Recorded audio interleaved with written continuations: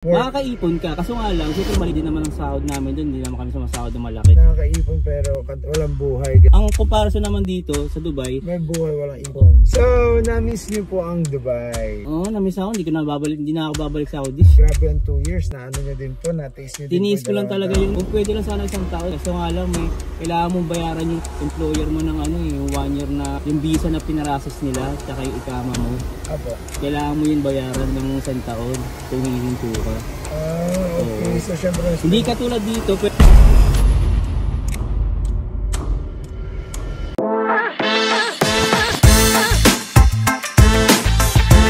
Welcome to Dubai po sa UAE. Welcome po sa UAE. Hi, welcome to Dubai.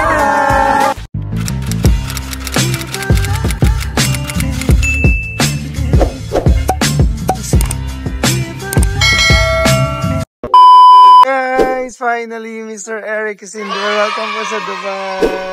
Guys, finally, Mr. Eric is in Dubai. Welcome po sa Dubai. Super aga kasi alas 6 pa lang na umaga, so medyo bangag-bangag. Kakagising ko lang, so parang medyo 2 hours pa lang yung tulog ko. At so, kung nakatulog po ba kayo? Hindi po ako masyadong makatulog po sa airport. Pero, kamusta naman po ang biyahe niyo papunta dito ng UAE? Okay naman po. Tiyan mo ako sa bug. Pero sulit naman po yung pagpunta dito, no? Opo, wala naman po ano siya. Not naman yung yung... Sa immigration po. Ano po ba yung mga documents na hinanap sa inyo doon sa Saudi Arabia papunta dito? Yan kung tao ba talaga. Hindi, tinanong lang naman yung yung regarding sa visa, kung may visa ako papunta dito sa Dubai. Tapos kung may kung yung sa return ticket. Kung pauwi ng Pilipinas. Hinanap po nila yung sa Saudi. Tapos, pero dito wala naman na. Wala naman po problema. Wala lang tinanong sa akin. Yeah, so sobrang dali lang po. Saka, bakit po ba kayo nag-Dubai? Hindi, dati na kasi ako dito eh. Ay, talaga po? 11 years po ako dito. Wow! Anong year po yun? 2010. O bakit po kayo napunta ng Saudi Arabia naman? Saudi, ko lang yun, parang nagbakasyon lang ako. Ilang years po kayo sa Saudi? 2 taon. Maganda sa Saudi, maganda pa rin dito. Namiss ko baboy eh. Kasi medyo mahigpit talaga doon. Baboy naman doon, kasi nga lang, parang binibili pa siya galing sa Paris. Oo, so saka medyo mahal doon for sure. Wait lang guys, lagay lang natin yung gamit ni sir. A few minutes later. Guys, finally we're here. Dito na kami sa sakyan na Hello parang... guys, sabog ako guys. Treat me like what is. Yeah. Parang ako din nakainom eh. Feeling ko kuya, medyo may pagka-vlogger kayo kasi maka-guys kayo. Nag-vlog din kayo? Hindi, pero sa TikTok kasi nag-livestream kasi ako. Ay, talaga pa nakakatawa naman pala. So, madami kayo... nga pala sa aking pa 30k followers na. Mashallah. Yung mga nabudol ko. Ang dami din po, nakakatawa naman po. Sa 11k followers sa Facebook. So sabi niyo po, nag-Dubai po kayo dati ng 10 years. Tapos 2 years doon sa Saudi Arabia. Nung nag-Saudi Arabia kayo, sa kwento niyo naman ko yung story niyo doon sa dito Saudi? Dati. Dito muna. Ano po yung naging... Dito kasi ako dito, merchandiser. Bale, nagpapalit ako ng mga damit, ng mga mannequin, nagdi-display. Kakumpanya namin yung Zara. Talaga po? Zara Clothing. Sa Abu Dhabi, kasi iba kasi yung company dito sa Dubai. Opo. Iba kasi may hawak. Dati po nung kayo, pumunta kayo dito ng Dubai, paano kayo pumunta dito at pumunta ako dito tourist visa kasi yung kuya ko nandito. Nandito nasa Alain, pero ngayon kasi nasa Amerika na. Ay, mashallah. So susunod na po kayo din susunod. Yun nga, kailangan ko kasi mag-ipon din kasi. Sabi niya kasi mag-ipon ako eh. Okay. Puro daw kasi ako inom eh. So pakita niyo din po kayo kasi pakita niyo din po itsura niyo. Okay lang po yun na medyo sabog po kasi. Treat me like what is. Actually wala pa kasi akong tulog dun sa namin. Mula nang pumunta kami sa Polo. Tapos dumiretso kami sa airport. Okay. So kaya talagang... Sabog tayo guys. Treat me like what. Pero ngayon wala na kayong kamag-anak dito sa UAE. Meron pa naman po, mga pinsan ko, nasa Al-Ain. Ay, yung layo po pala. Opo. Pero may mga tropa ako dito sa Riga, may tropa din ako dyan sa Sharjah. Madami kayo. Sa Abu Dhabi, kasi sa Abu Dhabi talaga ako na-assign.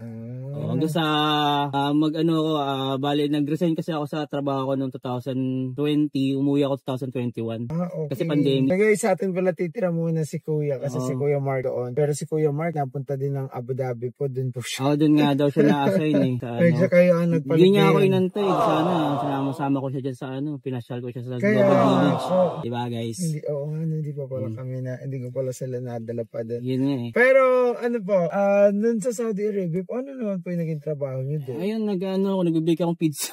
Ay, talaga? Kabaliktaran ng ginagawa ko dati dito. Diba kasi yung dito eh. Kung pagbabasihan ang nature, yung environment na nakasanayan mo na talaga, yung parang mas pipiliin mo yung yung nature mo dati kumpara doon sa parang yung kasi doon kasi sa Saudi kasi medyo stricto.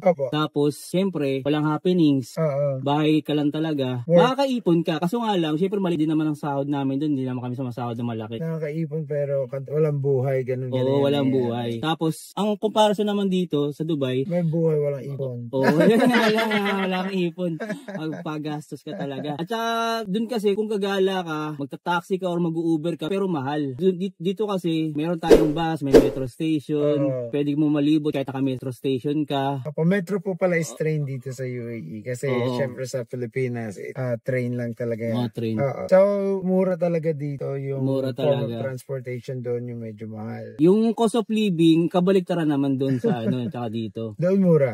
Gusto nyo mura? Doon mura. Pero kami kasi naka-accommodation kami. Pero ayun yung kwento sa akin ng mga napupuntahan ko na kakilala ko eh. Sa loob ng 3 months nagbabayad sila. So, na-miss nyo po ang Dubai? Na-miss ako. Hindi na ako babalik Saudi.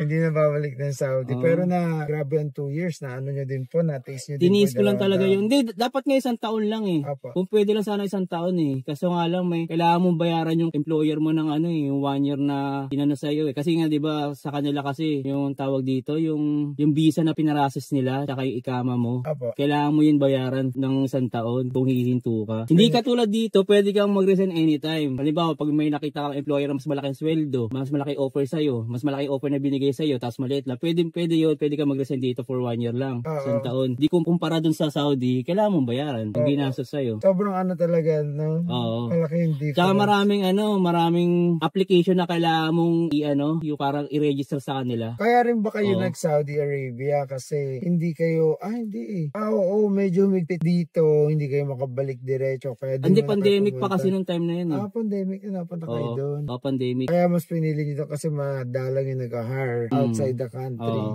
Pero gusto nyo po talaga ng Dubai. Ginamit nyo lang Saudi Arabia. Dubai talaga yung hindi, kasi parang tinaray ko lang din yung Saudi kung ano ba experience sa Saudi. Kasi nga, syempre, marami nagtatrabaho sa Saudi. Tinaray ko lang yung comparison. Pero, hindi ibig sabihin na magtatagal ako kasi nga, parang hindi naman ako kasi ang posisyon ko talaga, hindi katulad sa ginagawa ko doon sa Saudi. Ibang iba eh. Pero nakaya nyo. Nakaya ko talaga. Bakit kayo hinire na ganun kung wala naman pala ka-experience na? Syempre, iba gusto din mag-apply. Hindi. Actually, meron na ako na mapapasukan sa Red Tag. Sa CDK nag-apply ako.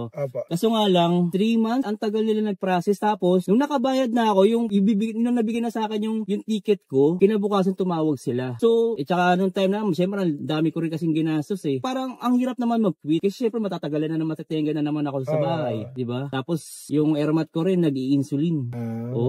Eto, alam niyo po itong lugar na to. Ano ba to? Sa Murakabat na po tayo. Murakabat? Diba, malapit na po tayo. So, dito lang po yung natin.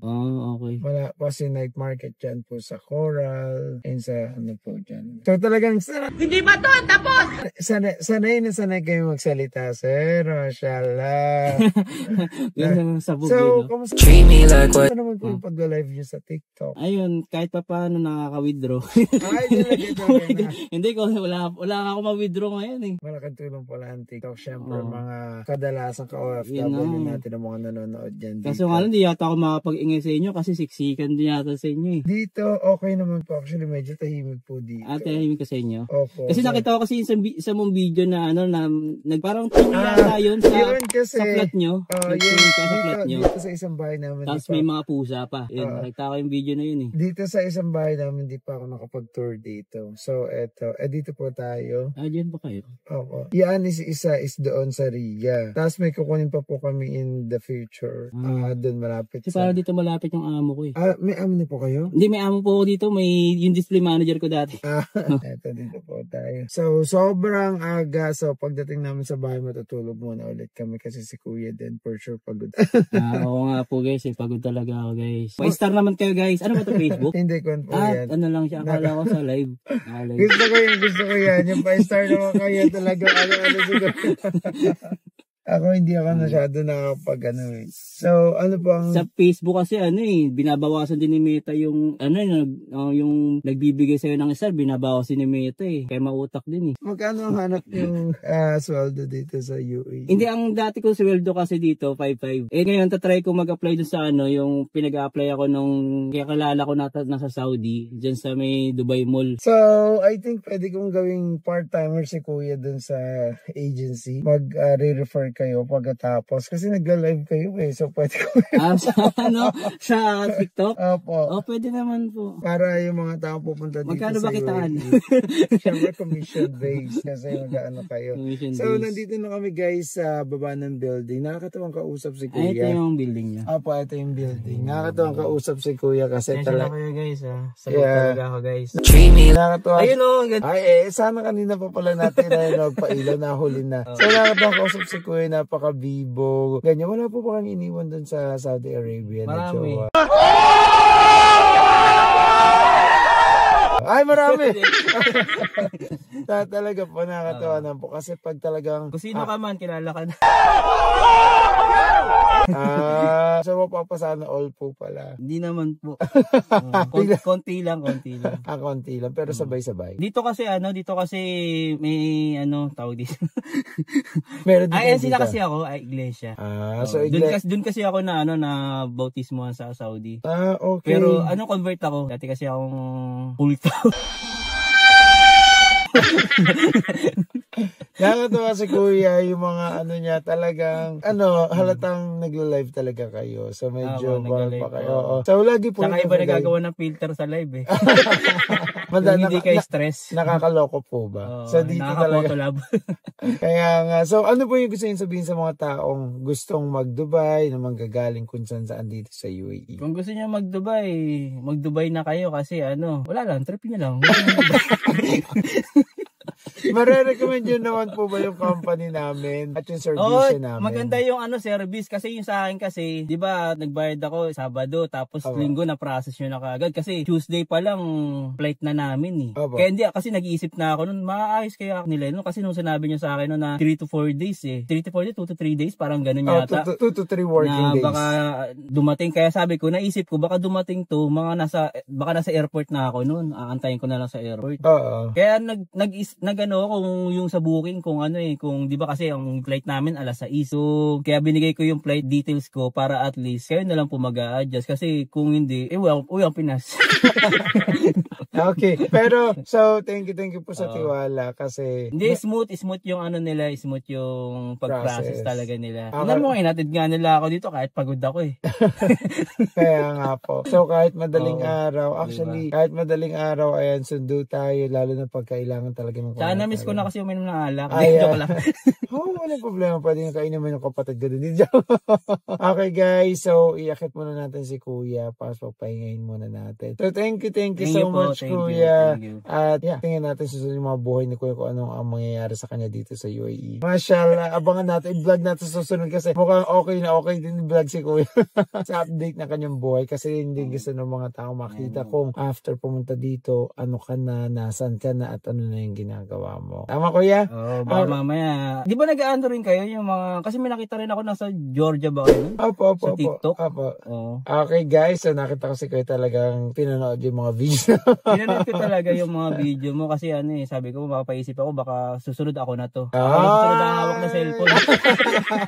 Susunod na nandito na siya sa video. Dati nanonood lang siya at ngayon siya na yung video at siya kasi nakita ko yung YouTube niya kay Widmark si Widmark kasi tahimik kasi talaga yun. Tahimik, nakakatawa nga po yun. Tahimik yun. Pero sa trabaho. mabait sila Kuya na kasama namin sa bahay. So sige guys, thank you at maraming salamat. Thank you po, Bye.